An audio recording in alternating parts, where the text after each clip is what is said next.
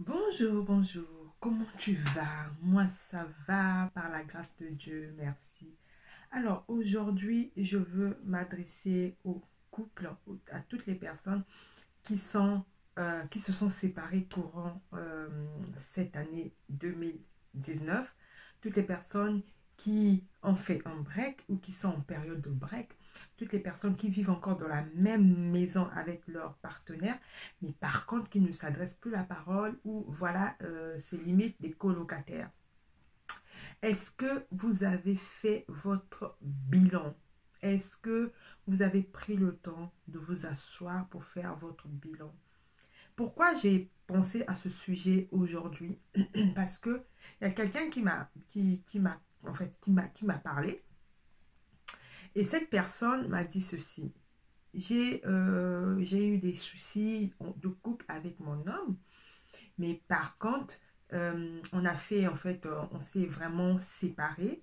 On a fait un break. J'ai pris du recul pour essayer de bien voir est-ce que ça pouvait encore faire l'affaire. En fait, c'est pour donner un choc à mon homme. Et ce choc, est-ce que ça devrait changer les choses? Mais finalement, c'est donc le positif et le choc, effectivement, cette séparation, cet éloignement a vraiment changé les choses dans le positif.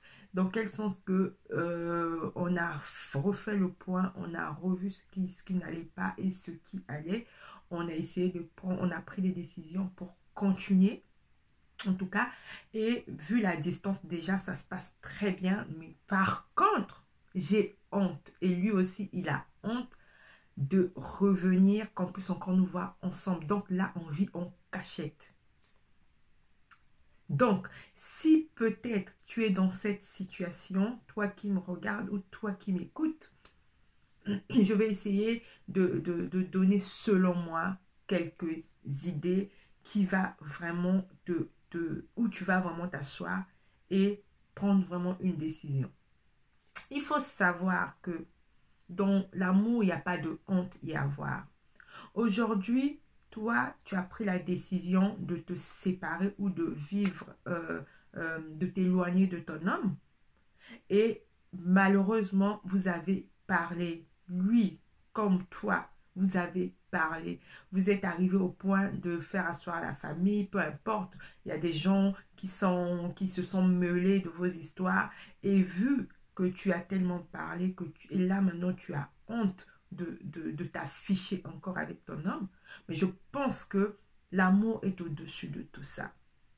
Quand on aime une personne, on est l'amour, les regards des gens, les commentaires ou bien les dires des gens ne comptent pas.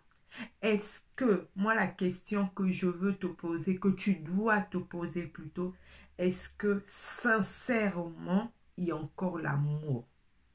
Est-ce que tu t'es assis, tu t'es dit, vraiment, je vais essayer de voir, est-ce qu'il y a vraiment l'amour? Parce que si c'est oui, on s'en fout des gens. Si c'est oui, le regard, les dires des gens, ça ne nous concerne pas. Parce qu'aujourd'hui, tu vas peut-être te priver de ton homme, te priver de ta femme, jouer à cache-cache, de peur que sa soeur, ou son frère, ou sa famille, peu importe, des amis, puissent nous voir, puissent nous juger.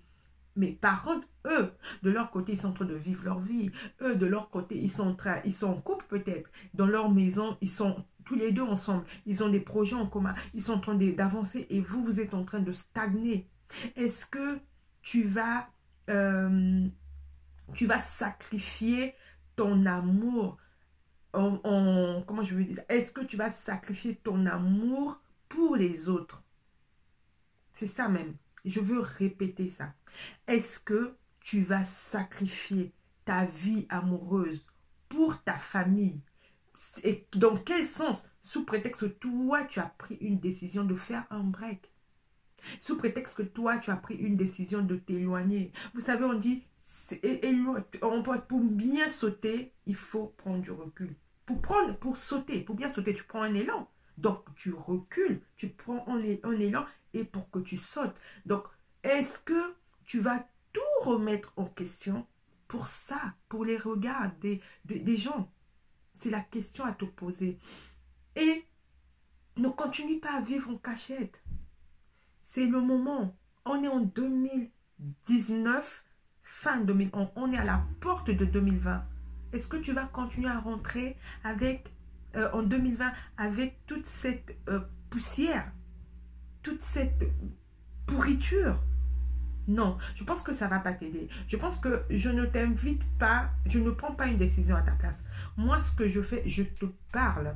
J'essaie de tirer ton attention, de te dire, assis-toi.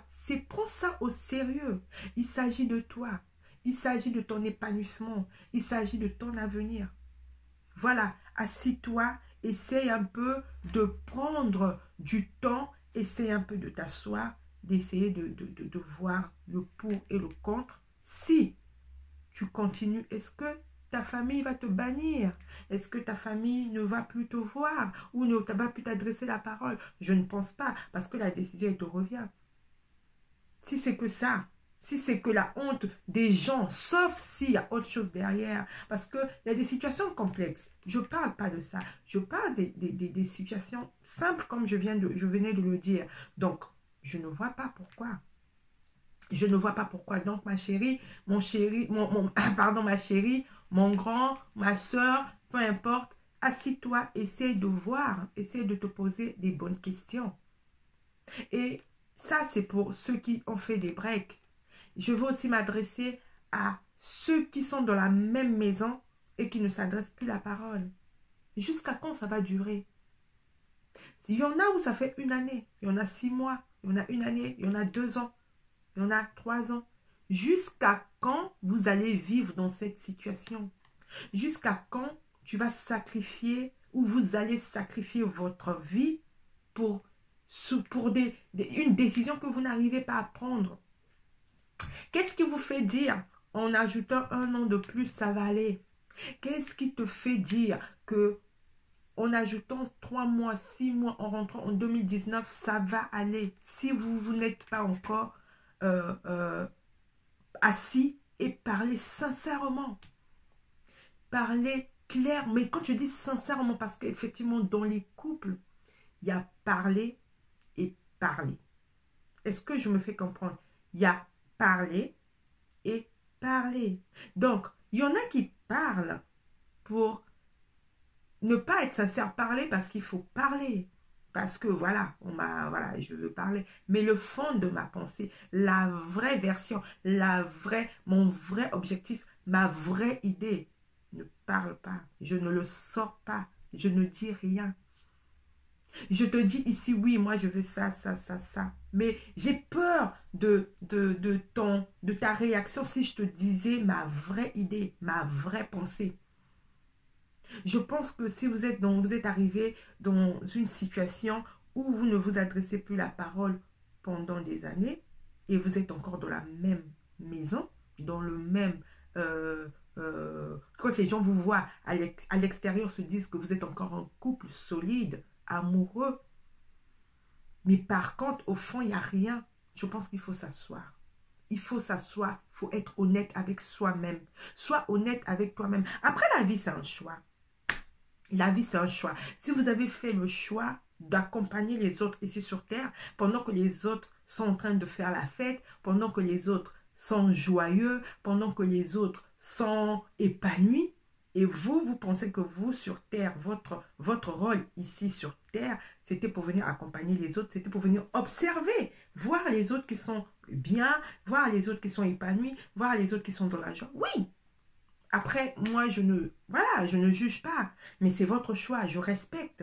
Mais si ce sont des situations qui vous ont emmené à être aigri, ce sont des situations qui vous ont emmené à être triste et vous voulez changer, prenez le temps, asseyez-vous et observez et changez dans le bon sens. Asseyez-vous, prenez des décisions.